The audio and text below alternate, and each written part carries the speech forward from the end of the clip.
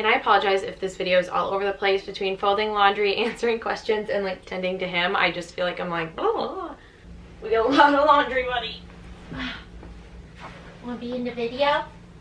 Hi. Will you show them a big smile? You like looking at yourself, don't you? Baby Knox is gonna join us. So I'm not gonna get through folding much laundry here until he decides he's ready to take a nap. But for now, he's just gonna sit and stare at the camera.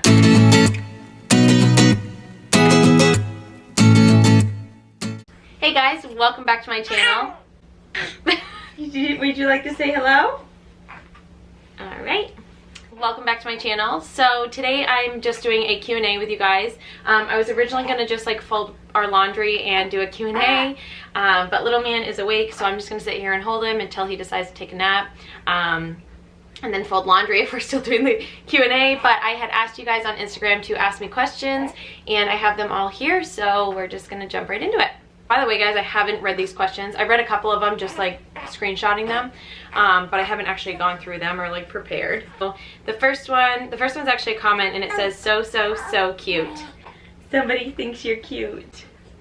So she is referring to the photo that I had posted asking to ask me questions. So that's the picture. The second question is, what are some must-haves to pack in your hospital bag for both mom and baby? So must-haves for mommy would be, I'd say slippers. Definitely bring your slippers. I loved having my slippers in the hospital. Those stupid socks, they don't stay on. They're just super annoying. So I had little slippers that I could just slide off and on as I got up to go for walks and like laid in the bed and stuff. I would also say something that I can't imagine my hospital experience without were my always discreet diapers, or whatever they're called. I'll link them down below, but I had ordered them for my postpartum recovery, and I actually ended up wearing them the entire time I was in labor. So for those of you guys who haven't seen my labor and delivery story, I will link it down below. But I was in labor for like 33 hours, something crazy. So I was there for a while, and obviously we were there for a couple days after, and instead of wearing those like mesh panties that they give you in the hospital, I actually wore like my diapers the entire time. They were comfortable and easy, and I was just able to like, that's okay. It's just gonna sit for a minute. I'm gonna gonna wipe her pants. So yeah, I would definitely recommend those diapers. Something else that I loved having in the hospital was my robe that my husband actually got me as a gift. If I can find the website that he got it on, I will link that down below as well. But it was just a really comfy, like soft jersey robe, because those hospital like Johnnies are not comfortable, and I loved wearing my robe like the day after, because they have to keep coming in and checking your belly and just kind of seeing how everything, you know, how your recovery is going and all that. So instead of wearing one of those Johnnies, I had that nice robe on, and it made me feel human again. Like, I was so sick of being in a hospital Johnny, but it was still easy to like unwrap or whatever when they needed to come check me. So those would be my top 3 things, like right off the top of my head, that I would say are a necessity. And then for baby, honestly, they give you pretty much everything in the hospital. I can't think of something that we needed for him at all. We had outfits for him, but none of them fit him because he was born just over 5 pounds, so he was really tiny. Nothing we had brought to the hospital even fit him. And they give you blankets, a hat. I mean, you're only there for a short period of time with the baby, or we were lucky enough to only have to stay like a day and a half after he was born. So yeah, you don't really need anything for baby. I just packed his entire diaper bag like I would if we were going on like a day trip, which I do plan on doing a what's in my diaper bag here soon, so I will include that on my channel. The next question is, do you guys plan to keep expanding your family? I love your baby pics. Well, thank you. Do we plan to expand our family? Yes. Kyle and I have always talked about having like 2 to 3 kids. I really think we'll end up with 3. I can't imagine just having one more. So yeah, we definitely plan on having more babies because it's the best, right? Okay, next question is, what are your top 5 tips for looking more put together when rushing to get ready? That is a good one. Okay, right off the top of my head, let's see what I can come up with. One thing that I would recommend is if you are in a rush and you know you don't have a lot of time, wear something that you've worn before and you know you love. So literally wear the same exact outfit that you've worn some time before and you know that you like it. That way there's no, you know, picking out shoes to go with it, or oh, no, I don't feel like wearing this top, or this doesn't look good with this, or, you know, there's none of that. It's just, you know, you like it. So pick one of your favorite outfits that you've worn before. Sometimes I will like scroll through my Instagram to see like outfits that I've worn. My next tip would be to wear dainty jewelry. So I think putting jewelry on, it just looks like you put more effort into your outfit. So I always throw on like a thin necklace. Actually, I kind of did it today. So I threw on this thin necklace. This is from Target. It's like double layered. It's just like a little gold chain. I threw on my little knot ring. Then I obviously have like my wedding ring on. Normally I probably would have thrown studs in my ears, but we were kind of running out the door and I forgot. But just that little extra like something, just throwing the necklace on, I feel like it makes it look like I at least tried. As far as makeup, I would say focus on your skin. So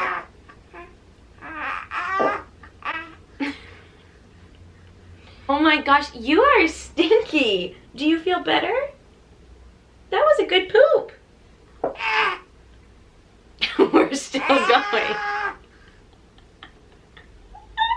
So anyways, my next tip for looking put together on your way out the house, as far as makeup, I always try to make sure my skin looks fresh. So wash your face, throw something on, whether it's a BB cream or if you have time to blend out some foundation really quickly, just something to even out your skin tone. I just feel like that makes you look fresh and healthy. And then mascara and lipstick, always, always, always. I find that if I put something on my lips, he's just gonna keep pooping through this, so we can just ignore it.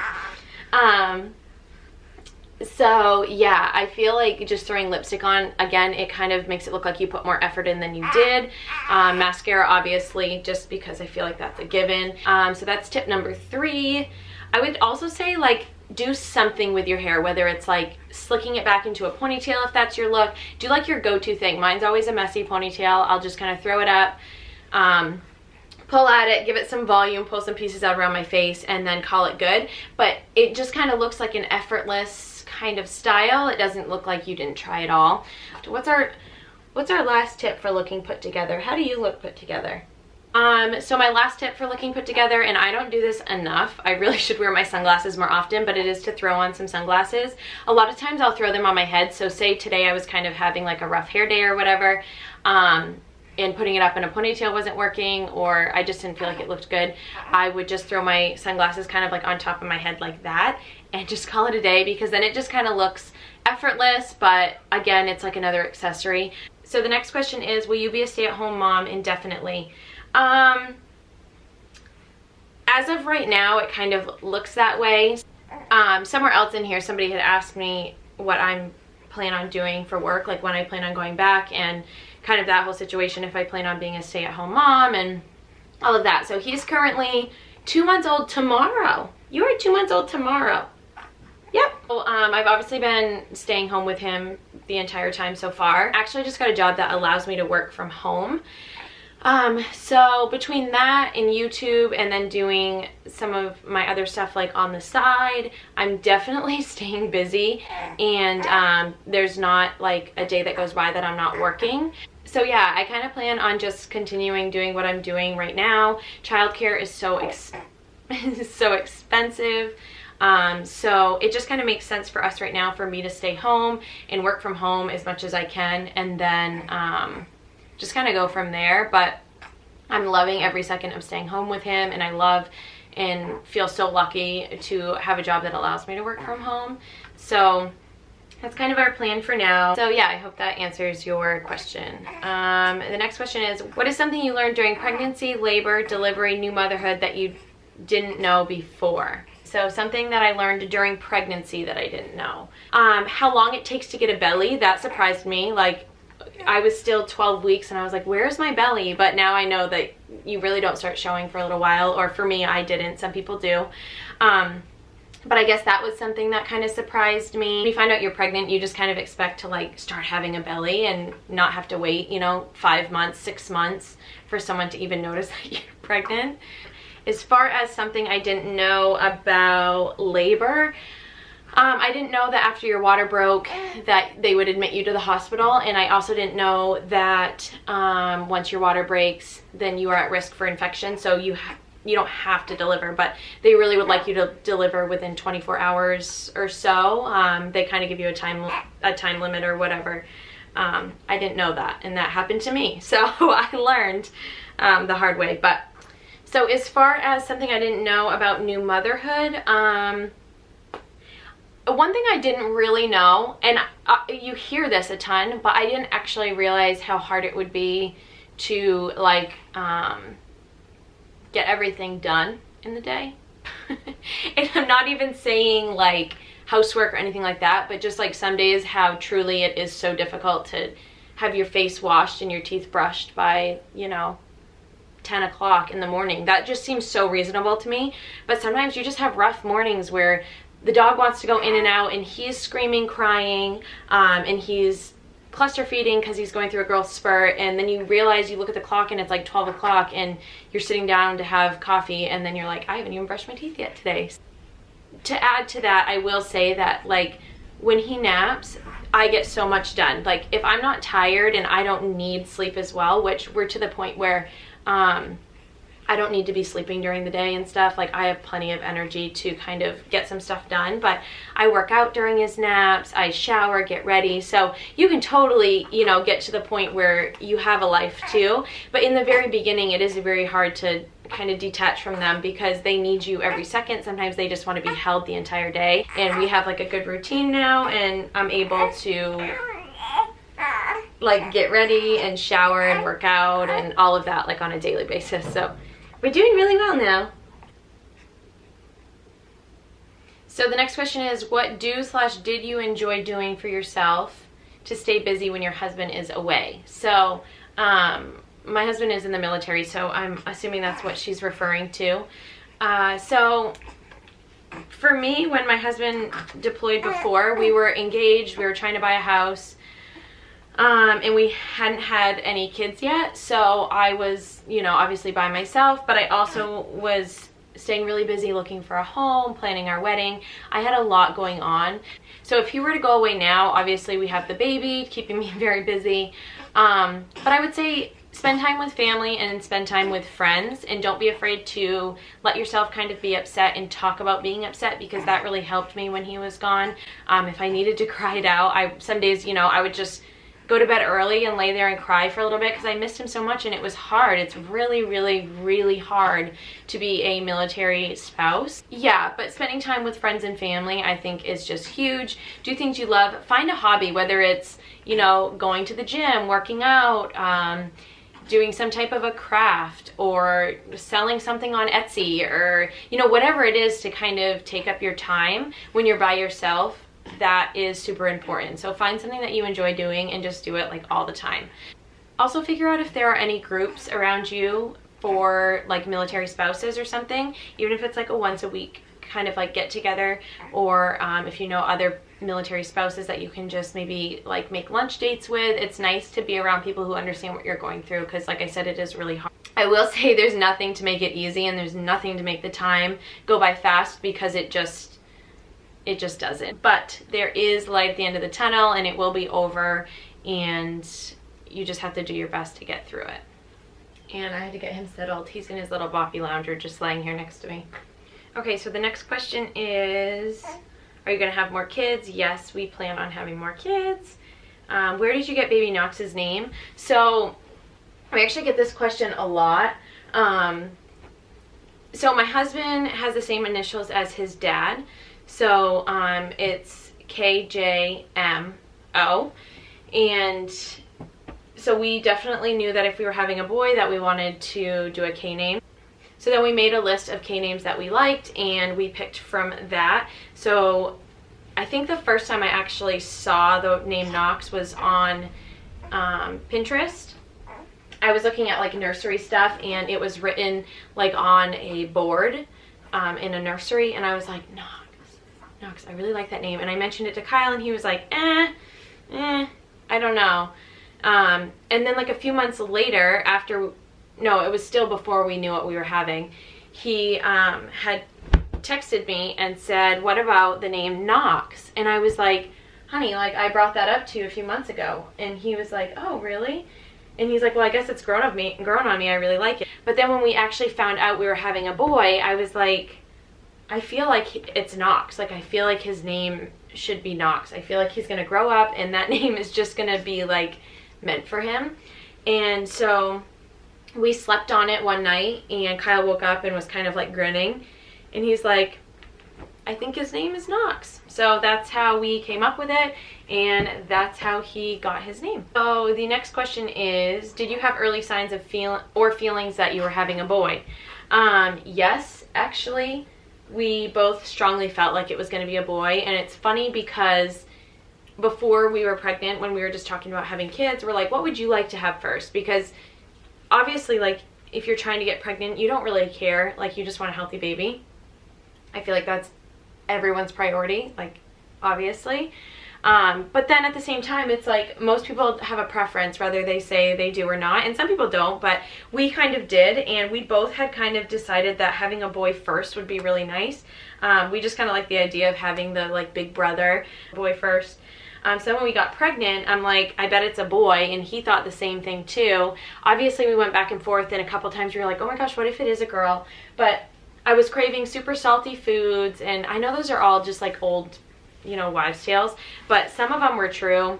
But we both just kind of felt like it was a boy, and most people around us, like most of our friends and family, and I had posted a poll on Instagram and was like, we think we're having a boy, do you agree or disagree? And it was like 91%, I think, agreed with us. So everyone kind of knew that I was having a boy. So yeah, we definitely had a feeling. What was one thing about having a baby that was harder than you thought?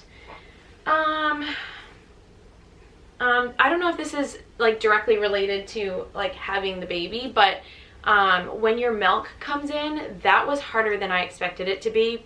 I had like an overproduction of milk. Is that how you say it? Whatever. And so when my milk came in, I was in like a lot of discomfort, and it was painful. And the nurses were telling me not to pump because then it would, you know, create an over demand in milk. And my body was telling me that I needed to get the milk out because no matter how much I fed him, it was not relieving me at all. Like, it was not even letting up, like, at all. So I had decided to pump, which was life-changing, and I did that like day 3 of my milk coming in, I think, and that just saved me. But I didn't realize how severely uncomfortable that was going to be. And also, I didn't expect for my recovery to take as long as it did. I did have a little bit of tearing, so I'm sure that had something to do with it. If you don't tear, I would assume you're probably a little bit better off with your recovery, but I did have some tearing, so I had stitches, and I just expected to like feel more myself faster than I did.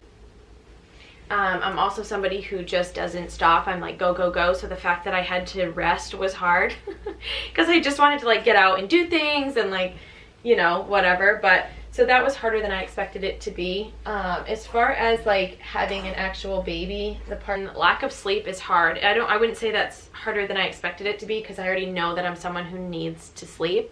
But there were some nights where I was just like, oh my gosh, I couldn't be any more tired. Like, it couldn't get any harder than this. What is the main reason you started YouTube? So I started my YouTube channel like 4 years ago, I think it was now. Something like that. When I was 16 years old, I had lost my ex-boyfriend. He had passed away. And that was really, really, really hard for me. It was just extremely devastating. And we weren't really getting along at the time. I was dating my husband now.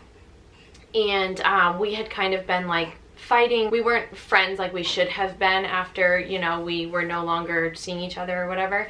We were kind of still in that like arguing phase when he passed away. So that made it really hard. So during this time, I really got attached to YouTube. I just put my headphones in, and for hours, you know, if I couldn't fall asleep at night, I would just lay there watching beauty tutorials, makeup tutorials, hair tutorials, and like vlogs and stuff, so that I could just escape like what I was having to deal with in real life. I really started to feel like I want to do this. I want to be this for somebody else. I just want my channel to be something for somebody, whether it gets you through a tough time or it's just something you look forward to at the end of your day. So yeah, that kind of motivated me to start my own channel.